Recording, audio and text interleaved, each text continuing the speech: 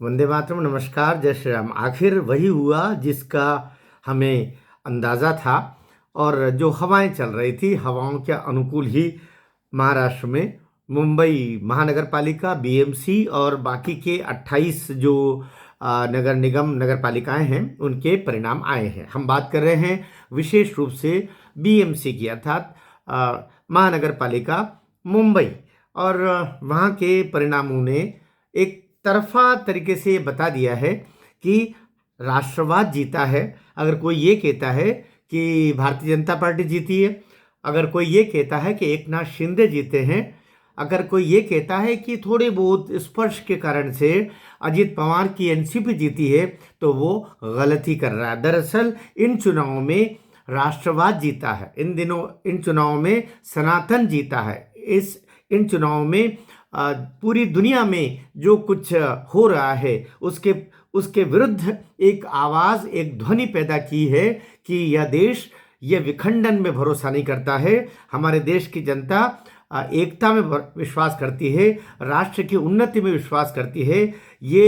ये भी संदेश देती है कि नरेंद्र मोदी के साथ में, नरेंद्र मोदी की नीतियों के साथ में पूरा राष्ट्र खड़ा है। देवेंद्र फडणवीस उसके प्रतिनिधि है, महाराष्ट्र सरकार उसके प्रतिनिधि है। इसलिए न तो भारतीय जनता पार्टी इस मुगालते में रहे, न एकनाथ शिंदे रहे, और अजित पवार तो बिल्कुल ही नहीं रहे, क्योंकि उन्होंने तो बीच बीच में शरद पवार जी के साथ में भी गलबहियाँ कर ली है। उसका दुष्परिणाम उनको भोगना पड़ रहे इन चुनावों में कि एनसीपी अजित पवार की जो कुछ अच्छा कर सकती थी वो उसके भी पत्ते और झड़ते हुए पूरे दिखाई दे रहे हैं। लेकिन भारतीय जनता पार्टी मुखरता से एक नंबर पर आना थी, वो आ चुकी है। और साथ साथ कंधे से कंधा मिलाकर के छोटे भाई की तरह एकनाथ शिंदे की शिवसेना को आना था, वो भी आ गई है। लेकिन संदेश बहुत साफ है कि राष्ट्रवाद जीता है।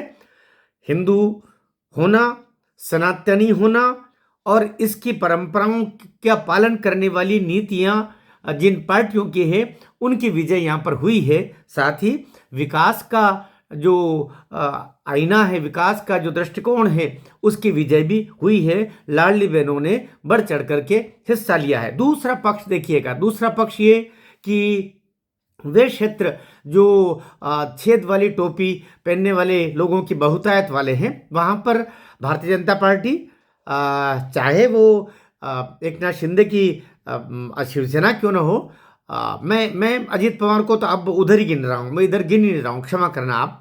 दरअसल ये दो ही पार्टियाँ एक साथ थी अभी, भारतीय जनता पार्टी और एकनाथ शिंदे की शिवसेना।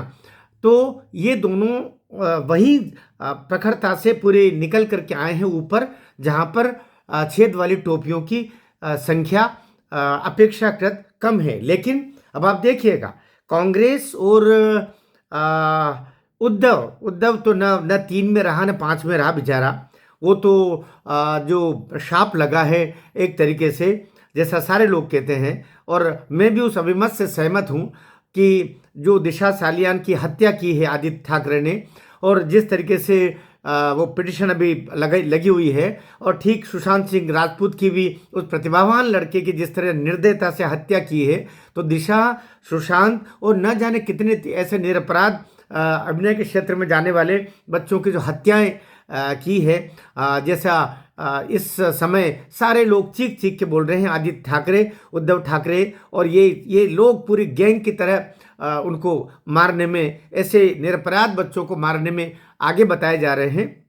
तो उनका सबका शाप लगा है। और अब ये मैं लोग कहते हैं ना, एक कमेंट में मैं कहीं पढ़ रहा था कि उद्धव ठाकरे, आदित्य ठाकरे, तो हालत ये होगी कि अभी ये रेलवे स्टेशन मुंबई पर कटोरा लेके बैठेंगे, ऐसी अवस्था इनकी होने वाली है। यद्यपि ये बड़ी दुखद स्थितियां होगी। आसमान से जब बाला साहब ठाकरे देखेंगे कि उनके वंशज अब ये कर रहे हैं, तो कितना दुख होगा। यद्यपि लोग कहते हैं कि अरबों रुपया कमा चुके हैं, उस नौबत नहीं आएगी, ये बात की बात है। लेकिन देखिए, मालेगांव में लगभग 80% छेद वाली टोपी पहनने वाले लोगों की बहुतायत है, वहां पर कांग्रेस आगे चल रही है। भिवंडी 50% है, कांग्रेस आगे चल रही है। औरंगाबाद लगभग 30%, संभाजी नगर नाम जरूर रख दिया, लेकिन 30% छेद वाली टोपियां पहनने वाले हैं, वहां पर भी कांग्रेस आगे चल रही है। मुंबई 18% ही है, उसके बावजूद भी वहां पर कांग्रेस थोड़े बहुत और बाकी कटोरा लेकर के जो जो मुंबई रेलवे स्टेशन पर बैठने वाले हैं उनकी पार्टी के कुछ लोग दिखाई दे रहे हैं। लातूर 14% है,